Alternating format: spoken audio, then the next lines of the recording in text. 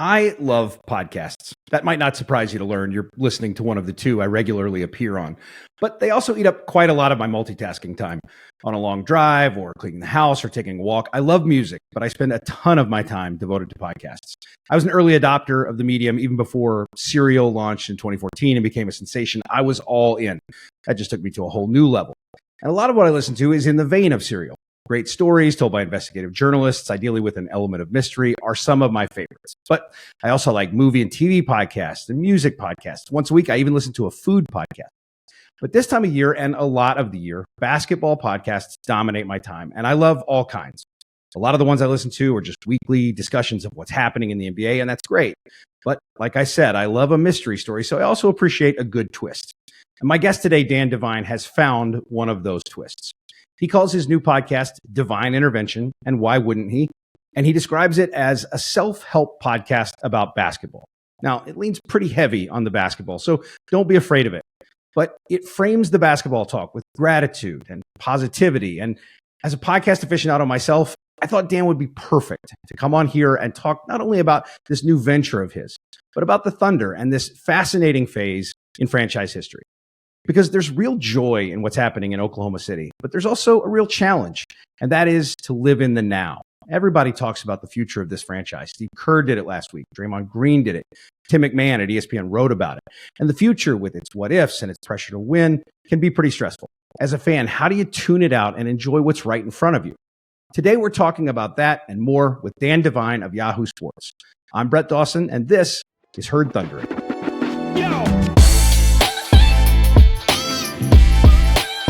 Before we get to Dan Devine, I want to take a minute to thank the sponsors who support our show: MidFirst Bank, Laser Light Skin Clinic, the National Cowboy and Western Heritage Museum, Fire Lake Casino, and your Oklahoma Ford dealers. Drive into your best in Oklahoma Ford dealers today for the best deals on Ford's full lineup of trucks and SUVs. Ford is the best in Oklahoma. As I told you in the intro, Dan Devine is the host of the new podcast, Devine Intervention, on the Yahoo Sports Ball Don't Lie feed, where he also co-hosts No Cap Room with Jake Fisher. He's a writer at Yahoo Sports, whose work you should read and can find via his Twitter account, still using Twitter like some of us, at Your Man Devine. And weirdly, he is a person I feel like I know, but with whom I have never had an actual conversation until now. So Dan, thank you for being here and agreeing to actually talk to me. Oh, Brett, it's my pleasure. I'm really glad to do this. It is weird to this is one of the ways where the internet flattens everything, but also makes it sort of further away. I feel like I've known you forever, but actually getting to do this with you is a long time in coming. It's a real treat. And now in that introduction, you're like, he does this show, he does that show here. This is maybe too much of me. Maybe there should be less of me out there. I don't know. What do you think? Not enough, I think. I think there should be more Dan Devine at all times is my basic philosophy. I was looking back, it's weird because you're a person I don't know very well. And yet you're somebody who I talked to when I got laid off at The Athletic. And, we've talked about some, when I say talked about, we've had Twitter conversations via DM about pseudo serious things, which you're very gracious to do that. Well, I don't know. I was talking to somebody about this earlier, and I don't know, to the extent that I have a brand as in our line of work, I think it's that I'm the kind of person that you do that with. I remember Zach Harper once was like, "You're uncomfortably nice."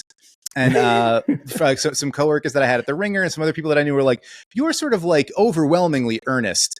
I was like, I think all things considered, there are worse things to be known for.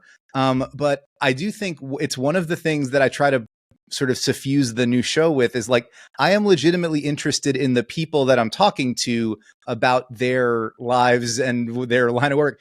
Maybe even more so sometimes than their basketball takes, which I know my bosses, I don't know that they love that. I think they want to make sure we get as much basketball takes as we can, but I'm generally and genuinely just as interested to talk with somebody about what if there's a thing that they are afraid of, or what their kids want to listen to around the house or whatever. That kind of stuff is, at least I think it's part of it, and it helps me get to know who I'm talking to better, and helps maybe everybody else get to know me a little bit better too. So the fact that we've been able to have those kind of conversations over time is sort of a nice on-ramp to today, because I don't feel like I'm setting into an interview with somebody that has no idea who I am, or that I have no idea who they are. We actually do know that stuff, which is a pretty cool foundation to do everything else.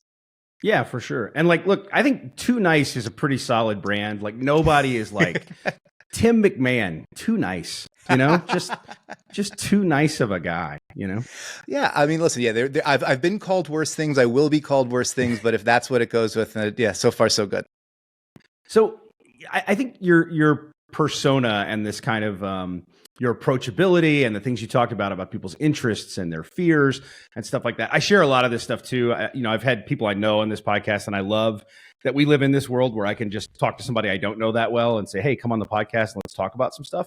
I think all of that stuff kind of leads into the new thing. And the new thing is fascinating to me because I heard you talk about it first on your other podcast that you're doing this thing, Devine Intervention. And as I told people in the intro, you're calling this a self-help podcast about basketball. That's right. And I want people to know it's a basketball podcast. You don't have to be afraid of what you're going to get there. But what's the genesis of this idea of saying, let's frame a basketball podcast a little differently? It's a good question because honestly, when somebody asks me what does that mean, a self-help podcast about basketball, I'm like, I don't know. We're figuring it out week by week and segment by segment sometimes. But so the challenge for this kind of was, what does a show there's a million of these kinds of shows, and there's a million people who do it great, and there's a million people who have their particular lens on it, and their sort of the way that the prism through which they view the NBA and talking about it. And so what is your version of that? And I'm not the smartest X's and O's guy. I'm not the most flowery prose writer all the time. There's lots of different things where I don't think I can be the best at any one area. But the way that I view this stuff is often through how the analytical part of our brains and the emotional component of the way we interact with sports, where those two things sort of dovetail. And I think I've known really smart people who have said, I had to kind of give up my fandom to do this because I needed to be a sober analyst. And I tried that for a while, and then I found it I found it kind of limiting. It was that's not it. There's so few, or there are many real problems and ills in the world, and there are so few viable pathways to joy on a day-to-day basis for a lot of us. So if you found one, grab that sucker with both hands and hang on to it and squeeze as much as you can out of it. And so when we were going to make the shows, if I could say one thing that comes out of this, if somebody is I had fun doing this and I feel a little bit better after listening to it than I did before I started, and maybe I picked up something cool about the way I am a fan, something to look out for, or something that's it makes me smarter or makes me happier, or, oh, I didn't notice that. That's something that I can pick up. Or that guy talked about a book that sounds cool. I'll go read that, whatever. Something this small that would help you feel a little bit happier and interact in the world a little bit better than maybe you did before you pressed play. That seemed to me a more achievable goal than you are going to start doing this and be smarter than Zach Lowe. I'm well, that's not going to happen, or you're going to do this and you're going to be funnier than the guys on the no dunks guys, that were for the Basketball Jones and the starters, or you're going to whatever, insert thing here. I don't know that I can do that, but I know that I can at least put my lens on it, and we'll see if people dig it. And, so far, so good. So first I want to say, just for people who don't have this context, for you to do a basketball podcast and say, I really want this to be about finding joy and happiness. You're a Knicks fan, Dan. That's the hardest thing in the world to do as a Knicks fan. You almost got a spit take out of me, but that's exactly why. All right. So the before this most recent uptick for the Knicks with Tibbs last year and them being a playoff team, actually winning a playoff series, the most recent good Knicks season was, I think it was 2012. The year where everybody was 38. Yes, they were super old, but they were also it was, happy accidents where injuries in the preseason led to Mike Woodson putting Carmelo Anthony at the 4, Jason Kidd in the backcourt next to Raymond Felton. And all of a sudden it's we're playing 2 point guards all the time. We're playing a small ball 4 and we're shooting a ton of threes. And the Knicks, an identity formed, and it was fun. It was this is the most consistently good basketball. It was also kind of a precursor of what was to come in terms of the how frequently they were shooting from threes and the way that they structured that offense.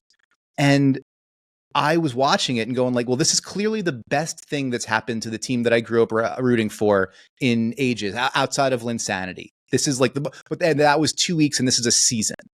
Yeah. And I watched this team play really interesting basketball and win 54 games. And I made myself not like it, or made myself be like, well, I have to look at like, when is regression going to come for their 3-point shooting profile? And, when they go into the series against the Pacers, here's where the matchups are going to be issues. And like, that's part of my job. But then you watch them not be good for another number of years, and you're like, I really should have taken the opportunity to enjoy that thing while I was watching it, instead of trying to make sure everybody else thinks I'm a real sober professional.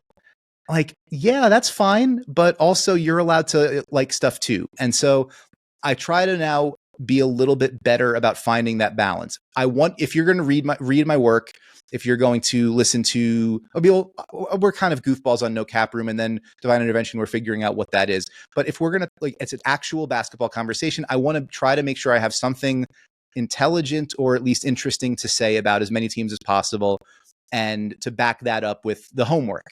But the part where like, to do that in a way where I'm not allowing myself to access the fun seems like, cutting off your nose to spite your face. Like that was maybe a good goal for me to establish myself as a professional when I was like a year or two into doing this full time. Now I've been fortunate enough to do it for a while, and like, they're not going to fire me if I like something, right? Like you're going to have the opportunity to actually enjoy it. So as long as I can do that without being like the kind of Knicks fan that actively thinks I hate the Knicks, because when I, if I say something critical about them, it's like I'm a hater. So, finding that balance is, I think it's worth it, because as long as you're actually getting some of that positivity out of it, it's like, raises the level everywhere else. That's great. We're going to put a pin in some of what you just talked about, because we are going to talk about the Thunder in much the same way about enjoying a thing that's happening in the moment. We're going to get to that in a minute. I grew up a Knicks fan. It's not a thing I talk about a whole lot, because like, I'm one of those guys that I went to journalism school, and I think, hide your biases. And my bias is that I grew up rooting for the Knicks, and so I do, in fact, hate the Knicks. That's that's right. That's exactly what I was conditioned to do by growing up rooting for them. Because I jumped on the bandwagon as a kid when they were good, and did not know what kind of pain I was going to cause myself with that. But I too wish I had enjoyed the Knicks when they were fun, because I'm old, so the Rick Pitino Knicks were the team that really got me interested in basketball, interested in NBA basketball beyond like Magic Johnson and Michael Jordan, like the team that captured my imagination. And the thing that's so funny, Dan, they shot like 13 threes a game or something like that, some revolutionary, 18, some number like that. And it was like, oh my God, what is this guy doing? Who is this Pitino? No, absolutely. And like, and so, I mean, I don't blame you for hiding that fandom. It's a great shame. It's a scarlet letter that we have to wear, and we put the coat on top of it. But yeah, no, it's like, and that's something that hopefully, if I'm successful at any part, the two main goals I have with the work that, doing this job is, one, I want to make sure I'm not wasting your time. I'm not cheating you. So like, if you're going to read something I wrote, I want to try my best to make sure that it's got stuff in there that maybe you didn't know, that I put time and energy and effort. Like, I didn't just shortcut writing about that team or that player or whatever. Like, it's not just dashed off, and hopefully it's the case. And then that when we're talking about it, I'm not leaving you with the impression that that it is homework, right? Like, I did the legwork to go into it to try to make it, to back up the opinions that I have, or the analysis that I'm presenting, but that we're doing it in a way where it's like, all of this is absurd and silly, and let's have as much fun with it as possible, because if you're not doing that, then I think you're missing the point. Like, I don't care so much about being right about any of this. I think that's a hard thing too. Like, it's so, especially the nature of the way that the ecosystem of writing about this stuff and talking about it has evolved into, like, it's whether it's predictions or being able to say I told you so, or being able to, like, I have my take and I stand by it, whatever. I'm wrong about so much stuff all the time. And the cool thing about that is, when I'm wrong, that means I get to, like, actually look at why I was wrong and learn something, and hopefully get 2 pieces of writing out of it, or 2 segments of talking about it, because there was the reason that I did it in the first place. And then when I get to make my mea culpa and we talk about it there, like, good for everybody.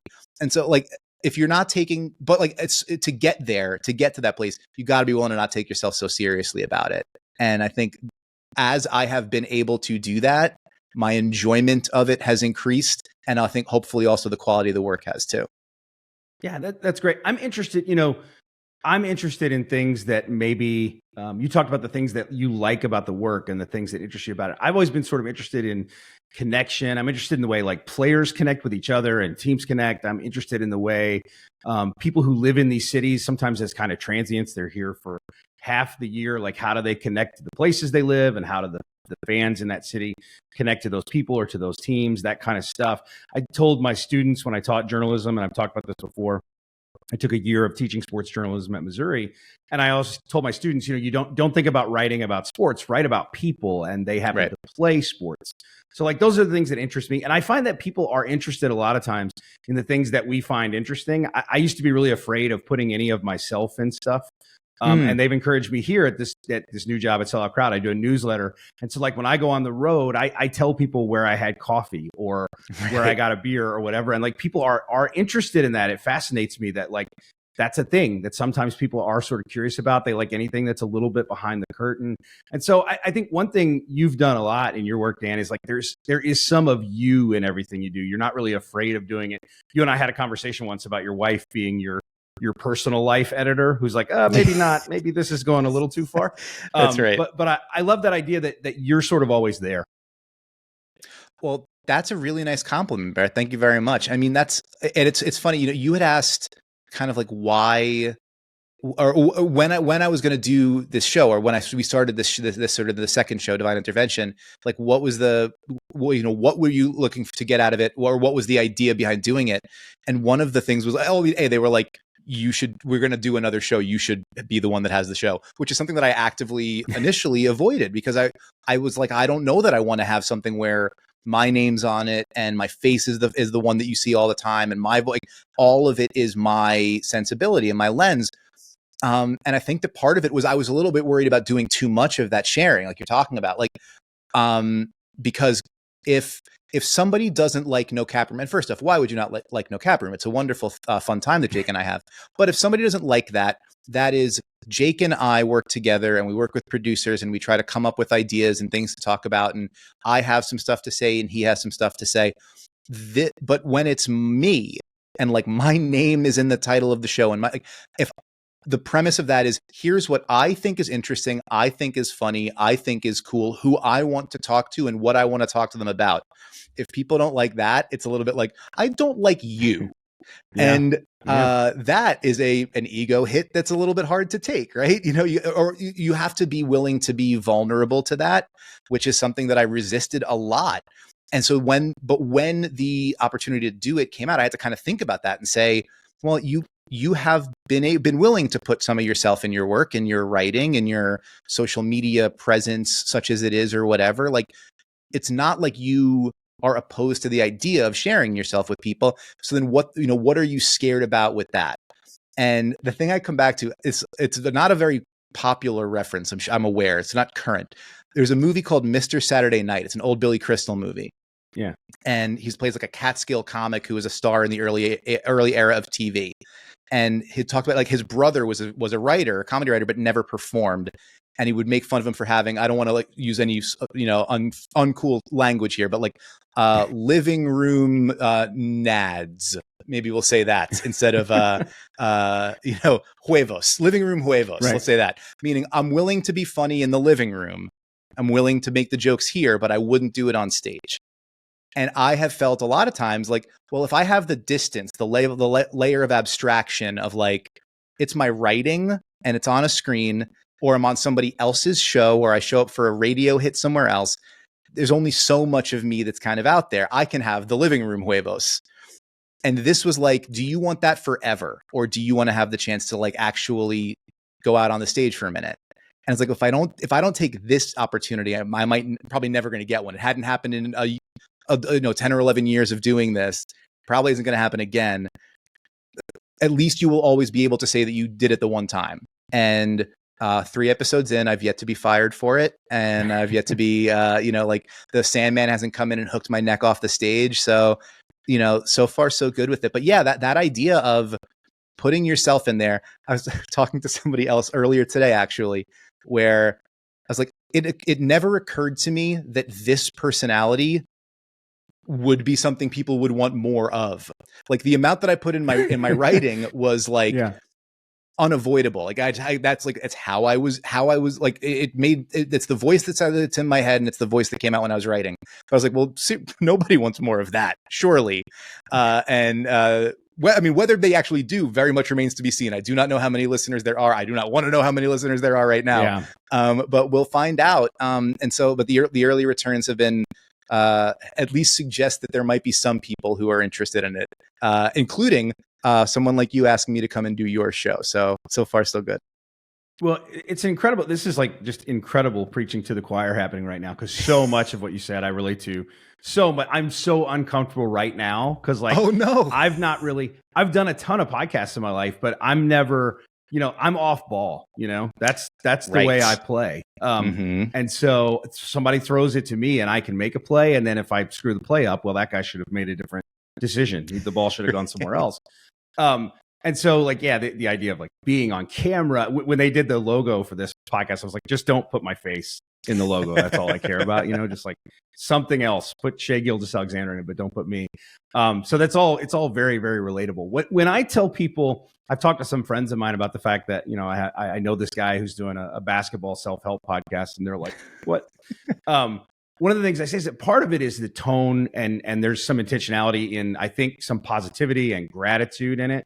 You start the show kind of with a thing. Like, the one thing I'd like to stress to people is that when you say self-help, it's not like I get up at 4:30 in the morning and, like all those people that tell you how to live your life, and they tell you that you should be getting up before dawn and eat 3 eggs in a glass and then go to the gym and all that stuff before everybody else wakes up. You don't think I exude that? My physical profile does not suggest I'm rising and grinding with the burpees and the 4 eggs. No. Yeah, I don't know your life, Dan. Maybe, maybe so. It's a big flannel. We don't know. But I would say there is some positivity in it and some gratitude in it. And I think one of the things, I've written about this quite a lot since I got here, and I've talked about it on social media to the point that people are probably sick of hearing it. But I had a pretty good career doing this for a while, and then it just was gone. It just wasn't there anymore. And so, Mark Daignault, when he got up at Media Day this year, somebody asked him about Chet Holmgren, and he said the first thing he said he wanted Chet to focus on was not like feeling comfortable with his foot or how would he fit with Shai Gilgeous-Alexander or whatever. It was gratitude. Just be grateful that you missed the year and now that's over, that you worked your way through it. Be grateful that you're here every day and you get the opportunity to do this. And I try to do that all the time in my work now, because it did go away. And I realize how fleeting it is now, and you don't have it forever. And so you sort of start the show with not get up at 4 a.m. and do battle ropes for a half hour, but with the things that you're grateful for, which I really appreciate. I like that you do that. And one of them is always that you get paid to do this, right? That you have a job that pays you to do this. And in 2023, that's a thing as journalists we should all be really grateful for. So tell me something today. Tell me something beyond those things, Dan, that is making you grateful today. Don't say this podcast or I will smack you in your head. All right. I got to cross that one off. Hang on 1 second. The line through there. No, well, now I'm grateful that I didn't get up at 4:30 in the morning to do battle ropes. I didn't even know that was a possibility for me. So I'm grateful I didn't do that. You know what battle ropes are? The ropes that you like. Yeah. Oh, it's like every UFC fighter is, yes. Shockingly, not my ministry. On a very basic, I have 2 very basic things, and one of them actually did require me to be up at 4:30 this morning, but not for a great reason. Oh. One is my dog, who is currently like behind this desk. Hopefully, he will not make an appearance during the show. Luger, the premium boy, wonderful pit bull, was just puking and going to the bathroom and needed to go out at like 3 o'clock in the morning and at 4:30 in the morning. He is currently no longer doing that. He is just here. Whatever was in is out, and he is laying down with me, and he's not making a peep during the show. So good times there. Thank you, Luger. And the other one is I have two daughters, 9 and 6. And that is their age, not their names. We didn't name them numerals. But they are... That would be insane. Only 7 is an acceptable name. That's right. Exactly. 7's the name. They got ready for school pretty much by themselves today without a whole lot of incident, which, as any parent knows, the morning routine of getting them out the door is some days, I think my friend Matt Ufford was like, I love to start every day the angriest I've ever been. Like just like shaking with rage and my jaw clenched because I'm just like, brush your teeth. And so today I didn't have that. I got to we drop them off and it was good. Luger stopped throwing up, and then I had a meeting. I read a little bit. I talked to you. Like I'm not saying I'm grateful for talking to you, but like I'm able to move into my day without fury, which is a wonderful upgrade. That's a nice start to the day, not being furious. I imagine. So I'm wondering, Dan, what is your level of Chet joy to start the season? It's pretty high, man. I mean, one of the big fears when you see somebody when there's somebody who is so exciting and as a prospect, you're like, I can't wait to see how that translates, is then an injury forces you to wait. And then maybe it's like, the actuality never quite lives up to what you had imagined or what you'd envisioned. And that has not been the case. You know, the promise of this is an immediate difference maker who stylistically looks and feels different than many other similar kinds of players or similar levels of prospect, which then creates interesting stuff to watch on the floor in like every matchup, has totally translated. My former colleague, Zach Cram at The Ringer, noted in his column earlier today, Chet's got 24 stocks, like steals and blocks combined through the first 7 games, which is like not just on a rookie level, it's like tied for third most in the league. It's like AD, Wembanyama, Chet, and Ausar Thompson, which also rookies that come in ready to defend right away is insane. And to be that kind of like event creating difference maker is just totally, totally nuts. But when I wrote about the Thunder as one of my 5 most interesting teams of the season, heading into the season as like a preview conceit. And one of the things was they built a team with a big hole in it in one specific place because they were just waiting for the guy to fill the hole. Like, we're going to play 5 out. We know we don't have a rim protector. We know we don't have that shot creator there, but we're going to play guys who do some of those things, but not all of it at once in the way that we need it to. We just really hope that this like round hole has a round peg that fits into it. And then he has been exactly that. It's been like, oh, right. Yeah. That's what you guys were doing all last year or the last couple of seasons, like waiting for this to all sort of come together.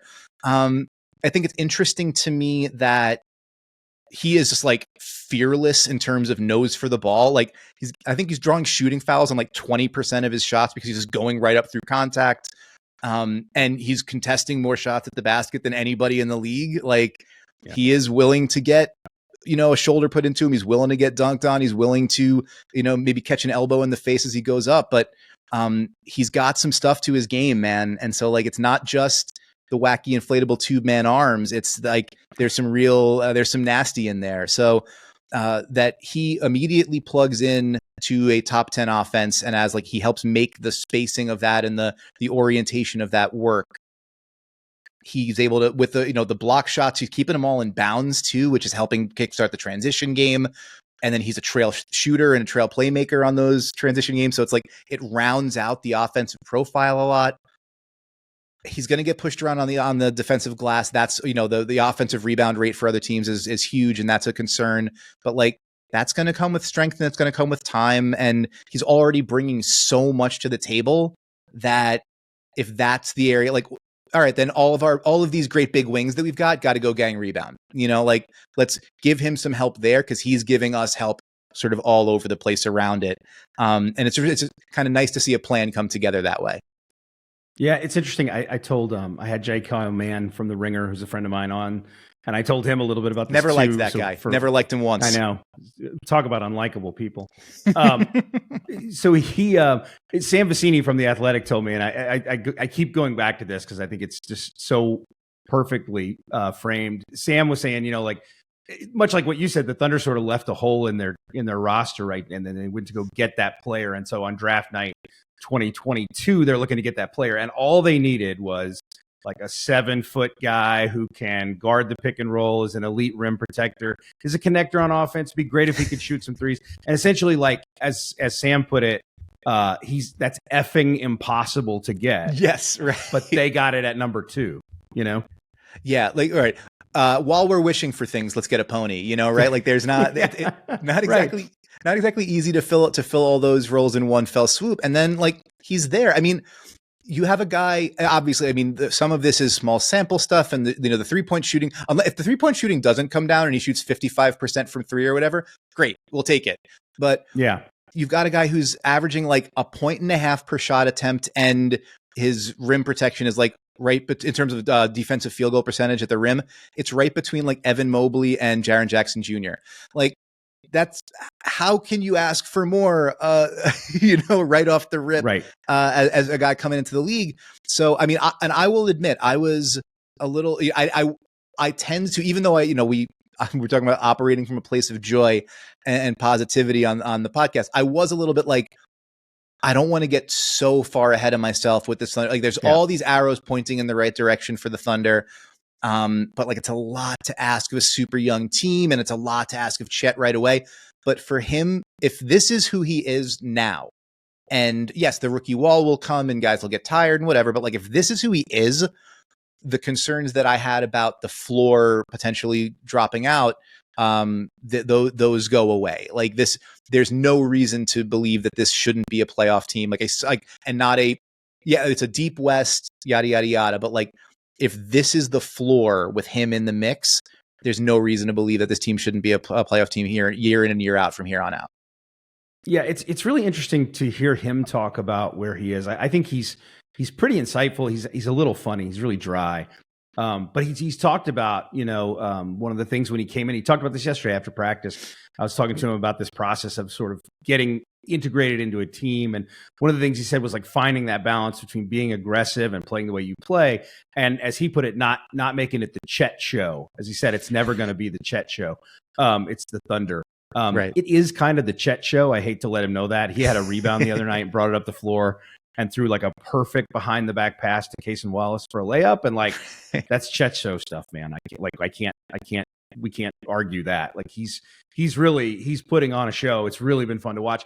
The interesting thing with him when we talk about, and especially I think when you talk about framing things in terms of positivity and all that, people say all the time, comparison is the thief of joy, right? Mm-hmm. That's like I think this will be my second Rick Pitinoism. I believe that's one he liked to use quite a lot. But like, how are you with the idea that we've got 2 of these guys essentially, and they're just kind of be compared forever? Some of that's unavoidable, I mean, there's I think if it's, while I love that saying for what it comparison is the thief of joy, for what it reminds you, like, you got to keep your eyes on your own paper. You can't run on everybody else's race, whatever, the versions of that are like, you need to focus on what your thing and not let somebody else's success, diminish what you feel.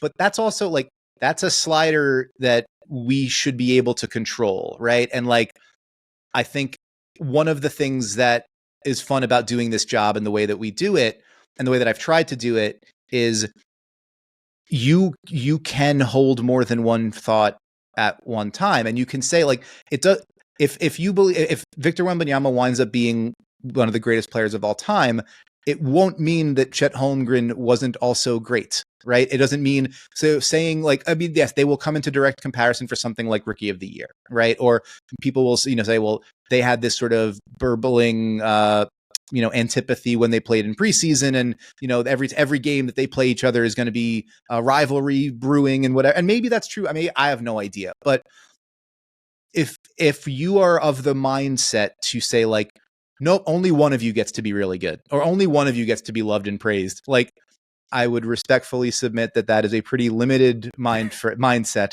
and what you're doing there is removing a ramp way to enjoying something pretty freaking cool for no reason. And so, like, the fact that they are producing the way they are in wildly different contexts, like, I think there's a way to look at it, which is like, well, what Wembanyama is doing is like, he was walking into a team that basically made no sense, and he's instantly a like 30% usage rate guy and has to be the centerpiece of what they're doing every possession.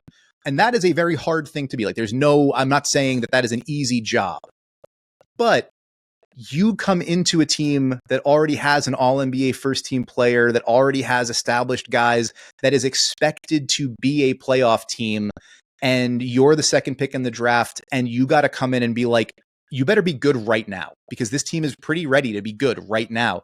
That is a very different, that is a pretty hard job too. And so for him to be performing this efficiently, this effectively, not seeming at all like, I don't see a whole lot of lip quiver in Chet Holmgren in the moment. Yeah. He seems pretty ready to be here. And that like, and to fit in that role and to do it with the mindset, as you're saying, of like, I'm not going to make this about me. It's got to be about what I do for us.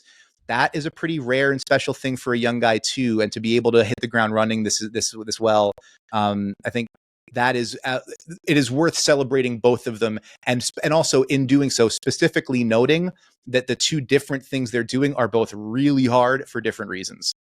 Yeah. I think that's the thing. The comparison doesn't have to steal the joy if you just have joy with both of them. Just like, yes, I'm having a blast watching both those guys. Joy is a renewable resource, and it's not. There doesn't have to be a scarcity of it.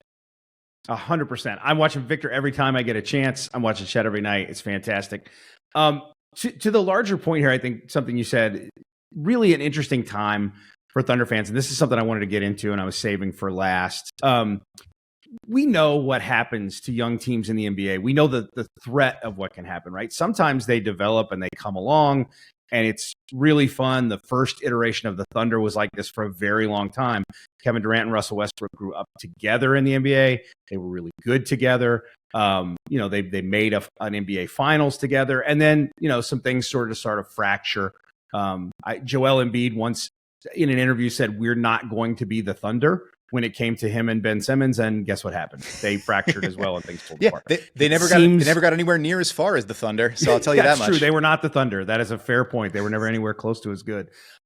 Maybe it's happening right now with the Grizzlies for different kinds of reasons. It's a very different situation, but things that looked like a given. This team is on their trajectory and it's headed there, and it kind of is coming apart a little. Doesn't mean they can't put it back together, but I think it's so easy to think about those things, especially in an NBA where, what we all know to be true about the Thunder is that they're young and they're exciting and they look like they're building towards something great. And the other thing we know as a result of the world we live in is like, they're just Shai Gilgeous-Alexander saying, I'd like to be in Toronto, away from all of this kind of coming apart, right? And so I'm curious, and that is not to say I think Shai is going to do that. Sure, of course. But that's the threat. That's the looming threat over all these. It's the threat with Zion. It's been the threat with Giannis, who has not been above threats himself, I guess, on his side of it. But I think it can be hard to just enjoy what is happening now. Like, if this team is back in the play-in, if it's a game out of the play-in, there's a chance for it to make real progress and build towards something real. But I do think that all that stuff kind of creeps into your enjoyment of a young team. And I as we talked about, you grow up with the Knicks, you've not seen many exciting young teams build into something. But like, how do you do it? How do you focus on what's in front of you right now and not think too much about like, oh, what if Josh Giddey decides he wants to be on the ball more? You know what I mean? Yeah. Something that I think about a ton is a friend of mine, Paul Flannery, who's covered the Celtics for a long time and was a great national writer for SB Nation. Now writes a great running newsletter and Substack and does some other things. But the way he talked about the NBA was like the best time you can have in this league is right before you get really good. Like that. And so I think the team that he was talking about at that point was, I think, like the second year Trae Young Hawks. And it was like, everyone loves that guy. He's exciting and he's fun. And there, like, you see the arrow going up. And then, like, now Paul wasn't saying this. He was saying, enjoy that moment. The unspoken part after the ellipsis there is like, now wait a year and see where we are after that. And it's like, well, as soon as you get good, then everything is, there's expectations, and there's who's getting paid and who's not getting paid and who's not getting enough touches, who's not getting enough minutes. And, you have to move this guy because you've got to cycle the contracts out and replenish the pick coffers. And, oh, do we need to dangle this guy? We need to start trading our picks because this is the window, and all of these pressures and pressures and pressures. And you see teams that have kind of like gone through that and navigated through it. I mean, the Thunder are a really interesting one to me because I think one of the times that I remember thinking about that quote most was in that like intervening 1 year, not really a rebuild when CP3 came to town. And it was like, there was no pressure on any of that. Like everybody knew that was not going to last. It was just a transitional thing, but man, let's have some fun with this while we can, right? Like we stumbled into a 48 win team that was pretty cool and like, all right, rad. I think the way that I have started to think more about this is windows are like the league is accelerating the pace of contention, the pace of competitive windows, the pace of rosters built and torn down. It's all going so fast now that you kind of can't afford to say, I'm not going to invest myself totally in this now. I'll wait until later when they're ready for me to be like, if you dig what you're seeing, then you got to be like the teams that go all in and start dealing all their picks or whatever. Like go all in on what you enjoy today, because there's no guarantee that it's going to last. There's no guarantee that it's going to look exactly the way you have it, imagined in your head for years to come. And that doesn't have to be a bad thing. You will never have to return to the store the enjoyment you had of watching them today. You will not be, the government will not come and take it away from you at your house. You will still get to hold on to that and retain it. And you will not regret the time that you spent being like, this is not perfect. Maybe it doesn't end in the finals. Only one team wins every year. 29 other teams don't. And if you don't find something else to enjoy along the way or find other reasons to dig it while that's going on, you're probably going to spend more seasons disappointed than you are happy. And if I'm a Thunder fan, I'm looking at this and saying the management of this team has, in the space of 3-4 years, pivoted from we've lost like the two most important players in franchise history and a third superstar who decided to re-up here and then left. And not only completely rebounded from that, but found us another generational superstar, like at least five other guys that are super fun and worth investing in. And we've got competitive, interesting basketball every night with a reason to believe for more. It's about as good a pitch as a team can give you in today's NBA, because also like the other side of that, I thought about this with the Sixers. You mentioned Embiid and Simmons before. In a vacuum, and I wrote about this in my 5 most interesting teams column too, in a vacuum, they are a level of success that every fan base, or almost every fan base in the league, 3/4 at least, should love to have. Like perennial 50-win team, MVP of the league, won multiple playoff series, like have a young ascendant star in Maxey to watch and yada, yada, yada. There's young guys that are interesting. There's a new coach and some new designs and style and things. And they go into the season and every year it's like, well, this is the worst. Like this is nothing could be more punishing. There could be no fate worse than being a Philadelphia 76ers fan because of the accumulated weight of all the other nonsense. The Thunder, no other nonsense, like just the upside. And so I know it can be difficult to sort of just grab that with two hands and hang on to it today when there is that reason to believe that there's even greater gains coming. But even if they come, fantastic. We'll enjoy that more when we get there too. But this part where they figure it all out, a lot of times fans wind up looking back and saying like, well, that was the part that was the most special, seeing them kind of keep that hero's journey going from bad to play in to play off to these, the victories don't mean as much without the losses along the way. And if you're enjoying them as they're all happening and enjoying that process, then you're getting the full experience, man. It's what it means to be alive. If you can get that as you're going, you're doing a pretty good job. Yeah. It was interesting. Mark Daigneault said yesterday that, some of the stuff you were just talking about, he was talking about it relative to Shai Gilgeous-Alexander, this way that like when you achieve a certain level that Shai's gotten to now, there's a natural gravitational pull away from your team. It comes with endorsement opportunities. It comes with your salary. It comes with individual honors, all that kind of stuff. And what he said is like, when you fight that, it's a choice to fight it. It's a choice to belong and fit in. And he makes that choice every day. I think he's a great player to have be this this swing guy, because I do think he's invested in winning here. And I think, I think there are some parallels between him and sort of the situation in Denver, where Jokic and Murray have just seemed really bought into that thing. There's never you never feel like Jokic is holding the Nuggets hostage. He's never been I don't know if he knows what they do in the offseason. I don't even know if he checks, I don't even know if he's aware of who they've signed or whatever. But you never get this sense of he's like, well, if you don't do this thing, I've got this one foot out the door, I'll just drag the other one out too if you don't do what I need. And there's saying that there's been none of that with Shea does not mean there won't ever be any of it, but there certainly hasn't been any hint of it. And I do think that should put your mind at ease a little if you're a Thunder fan, even if people like me are casually saying he could just say he wants to go to Toronto without really thinking about what you're saying. Well, yeah, that's part of it too. When you're lucky enough to find one of those players and develop one of those players and re-sign and have one of those players, you have something that everybody else wants, and it's the privilege and the pressure that comes along with that, is that you owe it to that player and to the caliber of star that you've fostered there to put that star in position to succeed at the highest level, because that is what that talent is going to seek and demand. But there's been no indication that, SGA was the name that people were looking at well, if they keep tanking, is he going to want to ask out, or what team with all the picks is going to go after him? It's well, actually, they're going to get better and they're already going to have all the picks. So there's no reason to do that. And they're going to pay him as much as they possibly can.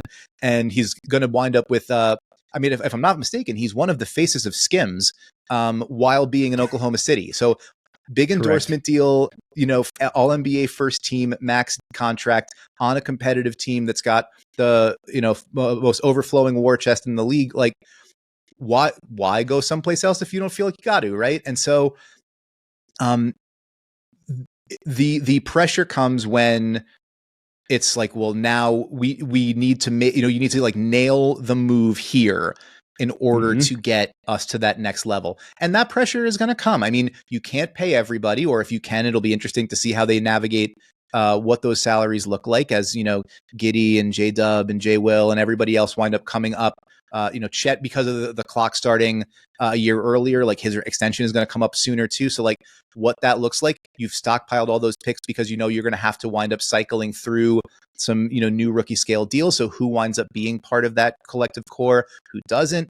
There's a lot of decisions to make, but those are tomorrow's decisions, right? And in the meantime, the same way that SGA has to make the choice to not get far away from the team, even though he has the sort of resume that could lead you there, fans get to make the choice of, I'll get there when I get there. We'll get to what those picks turn into, and we'll get to which guy doesn't get to be part of the long-term plans when we get there. Because right now you've got 12 dudes worth watching or more than that on this roster right, on any given night, and playing a pretty exciting style of ball that, and winning more than you're losing. And I think before long, it'll be winning a lot more than you're losing. So that's a choice you get to make too. And I think it's worth remembering the agency we have in some of those conversations and situations. But because Thunder fans know full well, just because it looks like you're going to get there every year doesn't mean you're gonna. So enjoy what you got while you got it. Dan, this has been awesome. Before I let you go, you always ask the people on your show to just recommend something. I love that idea. The idea of just, it doesn't have to be basketball related, but it can be anything that you'd like to tell people, anything you want to share with anybody to say, hey, check this thing out. It made me happy. All right. It's not like a deep cut pull. So please forgive me if it's a little bit basic, but if you haven't watched Reservation Dogs on FX on Hulu, I believe, it's one of the most special pieces of television I can remember watching. It's the young actor performances are just absolutely incredible. It's really beautifully heartfelt writing that's genuinely hilarious a lot of the time. Really cool filmmaking, super creative. I forget how many seasons, 3 seasons. I forget however many there were, but it just wrapped up the last season earlier. It must have been over the summer because I was able to do it in between NBA. But it's especially I think if you like things that are funny and you like drama and you like stories that are, it's set on, on reservations. So it's like traditionally underrepresented people in media and in shows like this. It's it's a wellspring of emotionally interesting stuff. So if you like to laugh, if you like to cry, if you like whatever, dramatic tension, it's all in there. Coming of age stories, and what happens when you're in the middle age past your youth, and what happens when you're on the older side of things and you're looking back and wistfully and everything else. What kind of life can you have when you're at that point? There's a little bit of everything in there. It's a big human experience kind of show. So Reservation Dogs, FX on Hulu. There you go. And now I guess Hulu, FX, come at me with some sponsorship dollars, I suppose. I don't know. Or come at Sellout Crowd. You know what? I'll say that if anyone at FX or Hulu is thinking about sponsoring anything, let's get it to Sellout Crowd. Let's support the people. We appreciate that very much. That Reservation Dogs is not one I have seen. It is on my list. I've got the whole season 2 of The Bear to get through still for my flights upcoming. Also very good. Is freshly downloaded for watching. So excited about that. Dan, tell people, I know that they can find your work. They can follow you on Twitter at Your Man Devine, which they should do. Anything you're working on or anything you want people to check out? So, first off, thank you so much for, having me on. This has been a genuine treat. You can find I'm on Twitter at Your Man Devine. Other places too, although I'm not really good at knowing what to post there, like Blue Sky I'm there and Threads I'm there, but it's mostly just links to the stuff I've been writing and working on. So you can find all that stuff. It's at Yahoo Sports on the Yahoo Sports app as well. I just wrote a kind of longer thing, although I guess I only write longer things. People make fun of me for that. But I wrote a longer thing about the Milwaukee Bucks. I just caught them when they were in Brooklyn, about their kind of trying to build the plane as they're flying it, figuring out how to reorganize their roster around Dame and with a new coach and new defensive style and everything. So I was able to actually get a little time to talk to some of those guys a little bit. So I think that came out well. I would point people toward that. The podcast stuff is taking up an increasing amount of my week, which is an exciting thing. On Tuesdays, we do Devine Intervention, which is a self-help podcast about basketball. We talked about it earlier. If it sounds interesting, first episode was with Jason Concepcion. Second was with Zach Lowe of ESPN. And the third one just went up yesterday, Tom Haberstroh of Meadowlark Media. I think they're all fun. So check those out. And on Thursdays, me and my colleague, Jake Fisher, the People's Insider, our senior NBA reporter at Yahoo Sports, do a podcast called No Cap Room, which is a two-hander where he makes fun of me for being old and I make fun of him for being young. It's pretty good. And then in the middle, sometimes we talk about the NBA. So you can find all that on the Ball Don't Lie podcast feed, anywhere you get your podcasts, YouTube, and everywhere else like that. Links to everything and little jokes on social media. That's what I wind up doing. So Brett, thank you so much for having me on, man. It's been a blast. Thank you, Dan. I highly recommend that you start at the beginning of Devine Intervention, because there probably is, present company excluded, no better podcast guest than Jason Concepcion, who is no. Jason, endless delight. Jason is very high, way above me in that ranking. So I appreciate that kindness. But yeah, no, there's a reason I wanted Jason on at the start. We had to start with a high bar and then try to beat it from there. 100%. It's a great episode. It's a great podcast. I recommend everybody listen to it. Dan, thank you so much. Appreciate it. We'll talk to you somewhere down the road. Thanks. And quickly, a reminder that if you like what you hear, you can subscribe to Heard Thundering on YouTube or Apple Podcasts or Spotify or wherever you get your podcasts.